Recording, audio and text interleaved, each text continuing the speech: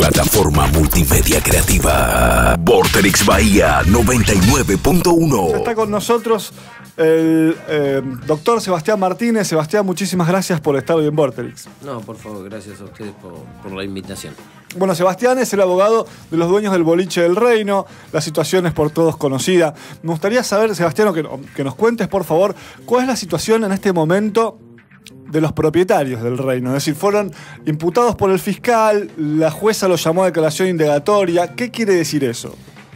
A ver, el fiscal desde principios de esta semana, sin ninguna resolución judicial todavía que avale esa postura, sostuvo y sostiene de que existiría algún grado de participación o de intervención o de responsabilidad, más que de participación, de responsabilidad penal de parte de los dueños del local comercial del Reino, a partir de la investigación que se está haciendo en cuanto a la comercialización o no de estupefacientes dentro del local y en otros locales bailables.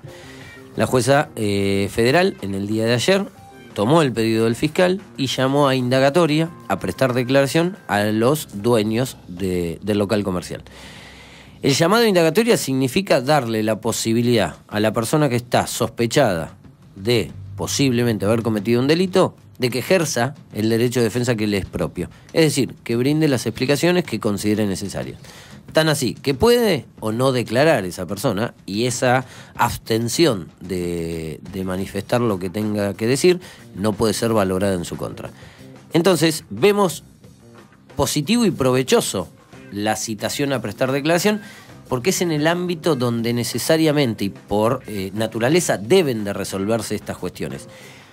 Yo soy muy crítico de la postura que asumió el Ministerio Público Fiscal, particularmente el fiscal a partir del lunes de esta semana. El fiscal Castaño, ¿verdad? Exactamente, donde sin una resolución judicial que avale su postura y sin haber materializado formalmente el pedido, salió a sostener mediáticamente de que él estaba convencido de la responsabilidad penal de los dueños del local bailable. Soy crítico y me parece peligrosa esa postura, más viniendo de quien resulta ser el titular de la acción penal, quien resulta ser un fiscal federal, y que todavía no se permitió escuchar a quién o a quienes él dice que son responsables penalmente. Sería bueno, y así debe de serlo, y así siempre fue, escuchar a la persona que uno está imputando, dejar que aporte las pruebas que considere que debe de aportar, ofrecer los testimonios que considere oportunos y después sí abrir un juicio de valor. La inversa, como lo ha hecho el Ministerio Público Fiscal, es criticable, es reprochable y va a merecer, por lo menos de esta defensa, una presentación en tal sentido. No solo porque entendemos que el fiscal ha violentado algo que debe de regir su función, que es la objetividad.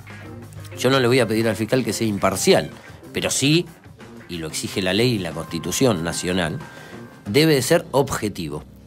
Entiendo que claramente ha violentado ese deber de objetividad y para mí genera la obligatoriedad de que se aparte de las actuaciones y así lo voy a solicitar de manera expresa. ¿Vas a pedir que se aparte de la causa? Voy a pedir la recusación del fiscal a partir de la violación del principio de objetividad o de esta objetividad que debe regir la tarea del Ministerio Público Fiscal.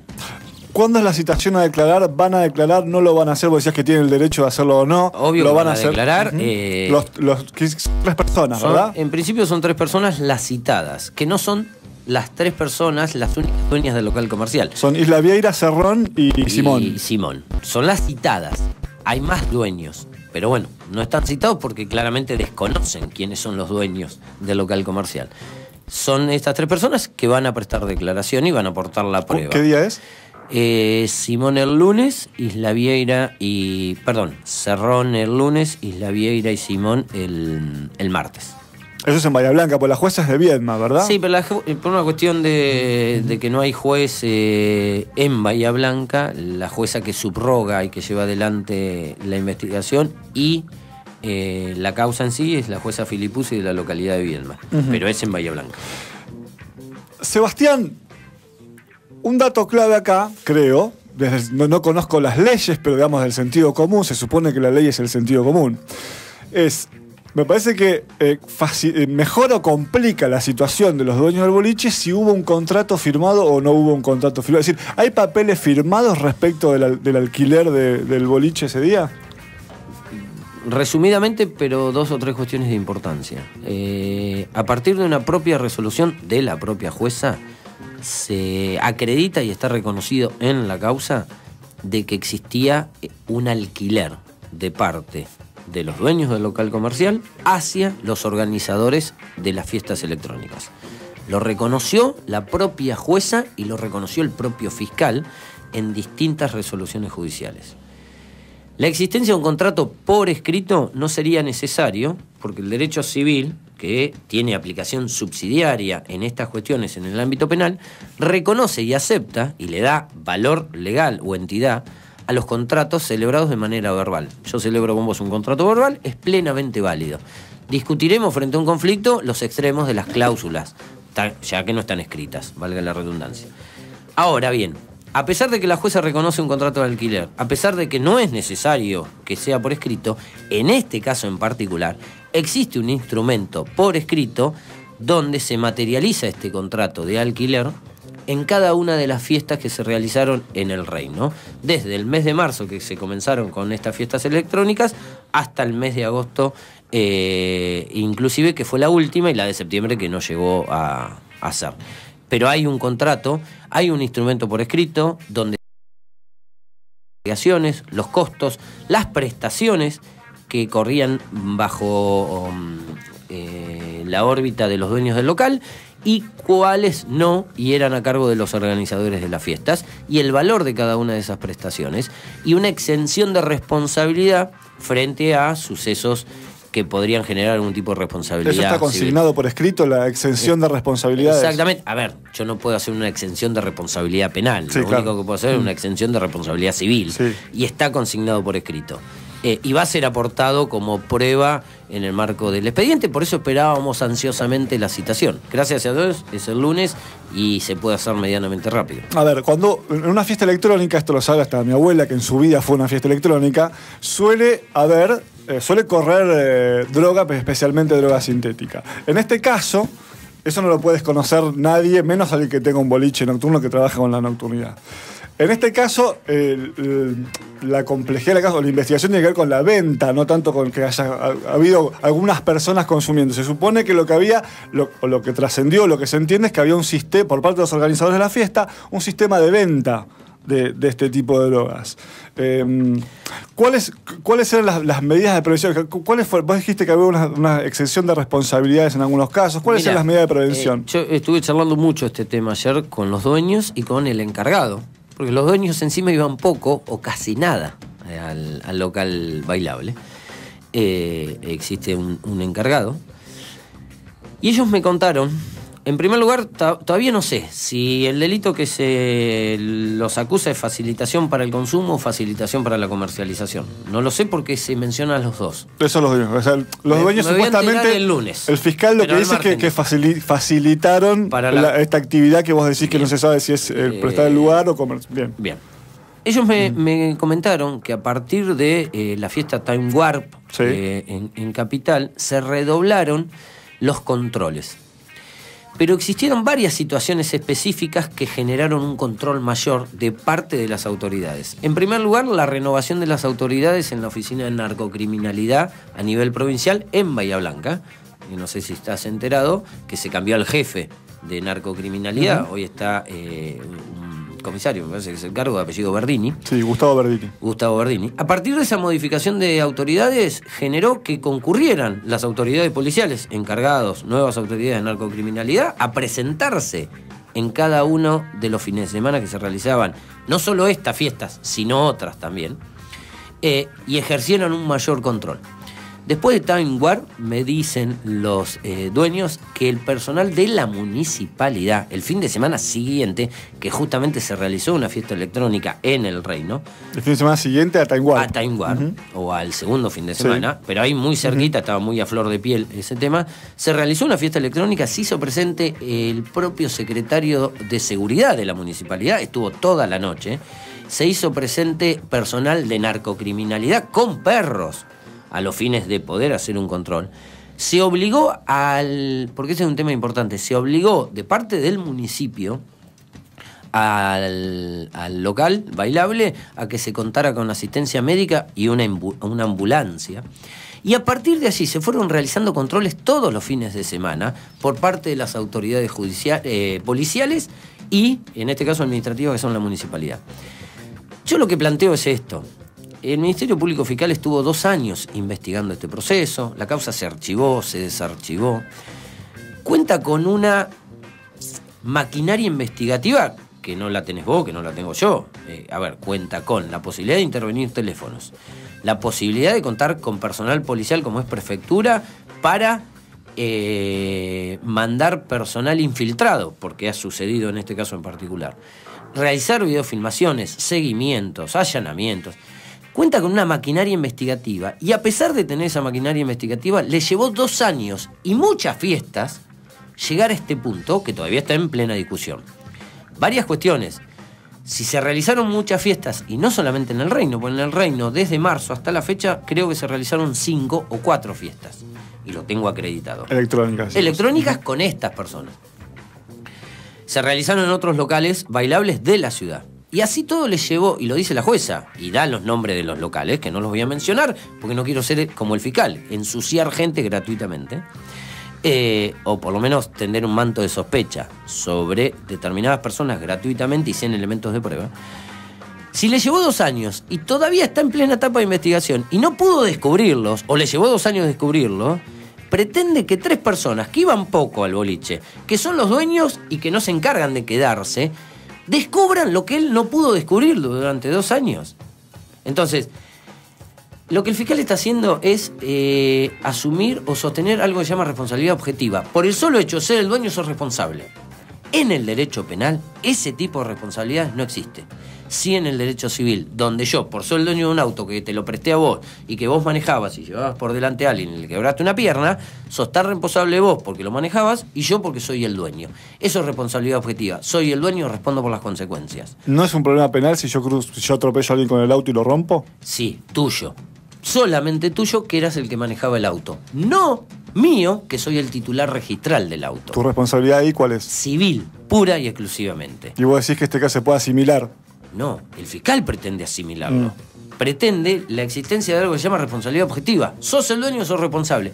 Con ese criterio me tiene que imputar a todos los dueños de todos los boliches, donde el propio fiscal dice que se hicieron un montón de fiestas electrónicas y que se comercializaba estupefacientes. Y yo no veo que estén todos imputados y creo, vamos a utilizar un sinónimo, que es una sin razón jurídica realizar ese tipo de imputaciones. Ese es el convencimiento que tengo desde el plano jurídico. Desde el plano del conocimiento de las personas que son mis clientes no me cabe ni la menor duda. No solo porque los conozco. ¿Los conocías de antes? ¿Vos ya eras su abogado de antes? Conocido. No han tenido conflictos penales que ameriten que yo haya sido el abogado. Los conozco de antes y sé la clase de personas que son. Por eso el enojo viene mucho desde el lado que estamos hablando de imputaciones mediáticas que obligan a defensa mediática. No soy un abogado que le gusta salir a hablar mediáticamente, pero lamentablemente me lo piden mis clientes y no me queda otra, porque la imputación hasta ayer era mediática. ¿Cuál es el vínculo que tenían ellos, que ellos te dicen que tenían con los organizadores de la fiesta? Digamos, vos dijiste, bueno, que habían organizado algunas cosas antes, pero ¿los conocían más? ¿Tenían trato? ¿De dónde se conocían? No, mirá, 2 de ellos tenían muy poco contacto. Las fiestas se manejaban y se organizaban, se solicitaba la fecha para realizar la fiesta mediante un grupo de WhatsApp que se había creado entre uno de los dueños del reino y estas personas. Y otras personas más que también organizaban otro tipo de fiestas.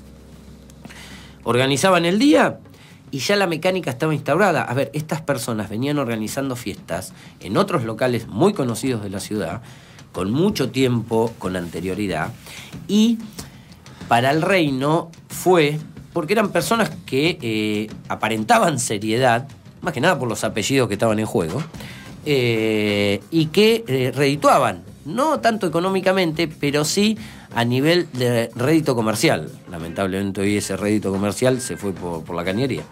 Y para ello fue muy importante salieran de un local muy conocido en nuestra ciudad, de organizar fiestas ahí, y comenzaron a organizar en el Reino. Y estaba tan aceitado el mecanismo que casi no existía contacto. Se coordinaba la fecha y después los propios organizadores, que eran estas personas que hoy están privadas de la libertad, eran quienes se encargaban de todo, de la música, de la bebida, de la seguridad, del cobro de entradas, que no es una cuestión menor. ¿Por qué no es menor? Porque, a ver, claramente existía una cesión del inmueble y una falta de control, que no es necesario ni obligatorio, de parte de los dueños. Primero, por el nivel de confianza que existía, y segundo, por el tiempo que ya venían contratando. Ellos contrataban y sabían que cobraban al final de cada fiesta X cantidad de dinero por la contratación, que era menor si era la totalidad del inmueble o era menor si era solo un sector. Sí, mayor por el inmueble. Perdón, al revés, mayor por la totalidad del inmueble y menor cuando era un salón de los 3 que hay dentro del Reino. Y ese era el único contacto y trato. Y está aprobado por escrito. O sea, están los mensajes de WhatsApp, son parte de tu prueba, digamos. Se va a llevar un teléfono donde está el grupo y se va a pedir que se solicite a quien corresponda para demostrar que hay mensajes de voz, de WhatsApp, testigos, prueba por escrito.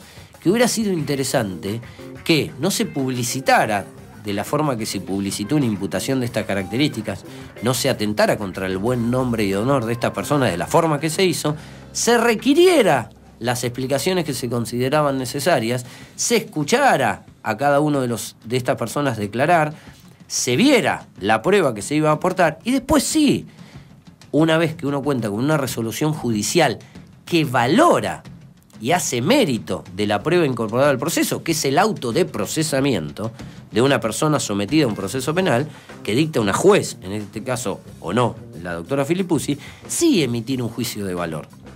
Me parece que de la forma que se hizo es totalmente irresponsable, y por eso, no el enojo, pero sí la molestia, porque uno es respetuoso de las decisiones judiciales, mucho más pretendo que lo sea, en cuanto al respeto, alguien que forma parte del Poder Judicial.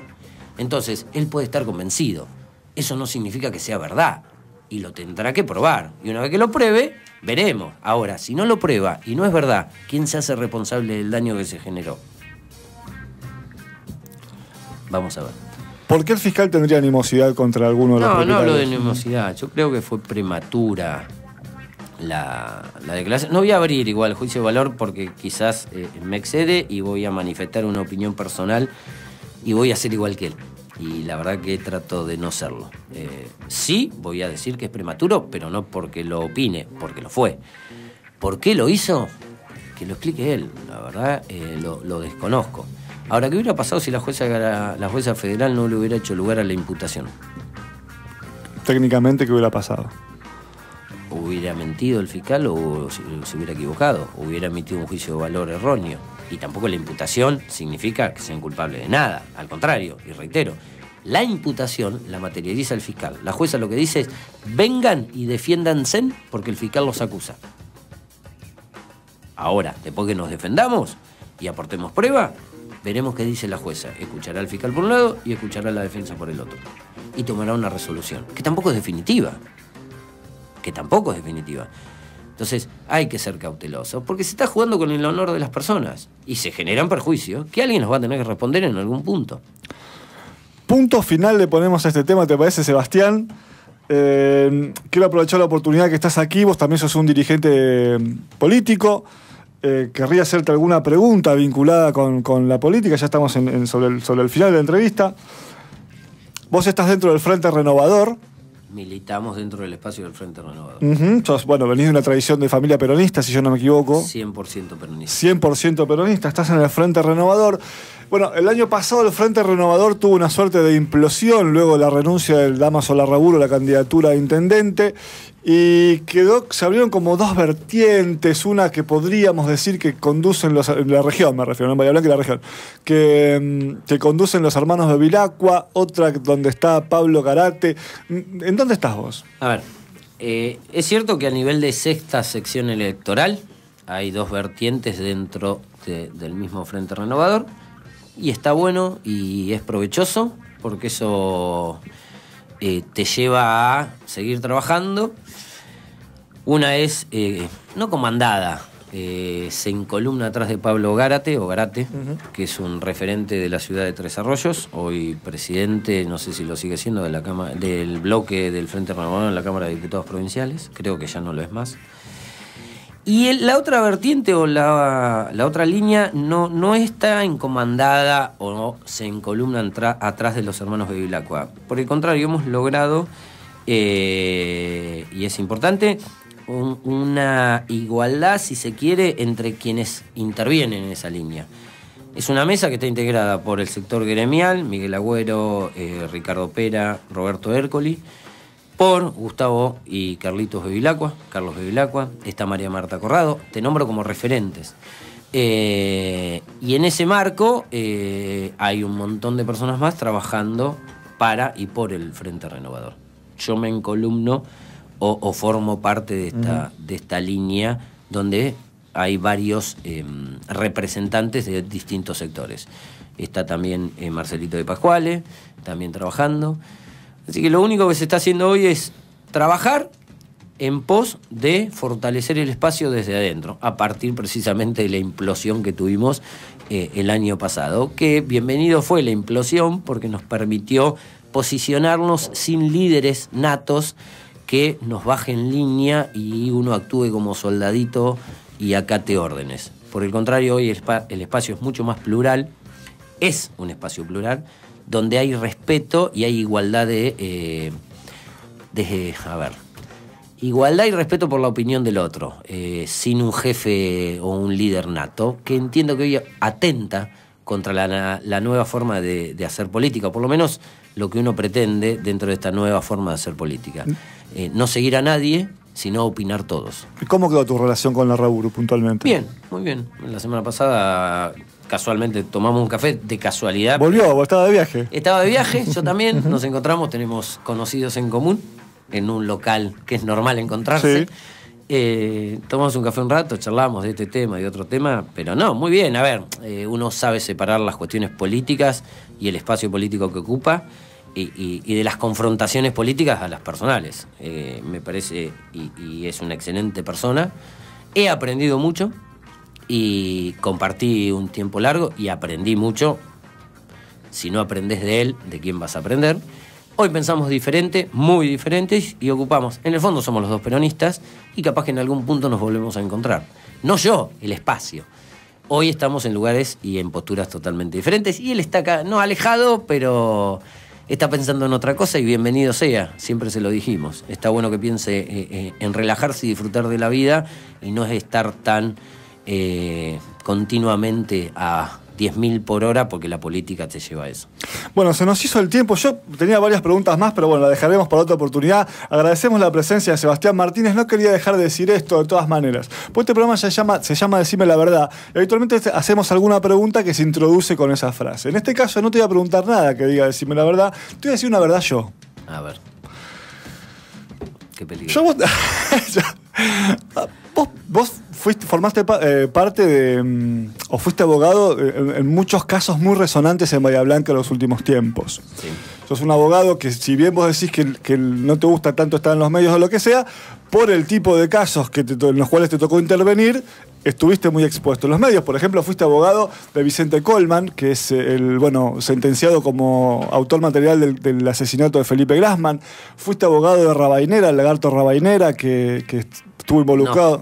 No fui de Rabainera, fui de Aguilar. Ah, de Aguilar, bien. En el marco de la investigación por los crímenes de Vicky y Horacio.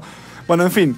Y varios más. Muchos. Muchos. Vos sabés que si yo mañana tengo un problema penal, dudaría en llamarte. Porque me da la sensación de que vos sos el que defiende a los malos.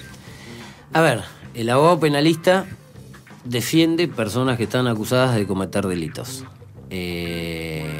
Yo hoy agradezco la experiencia que tengo, porque si no adquirís experiencia a partir de esos casos que vos mencionaste, no sé cómo adquirís experiencia.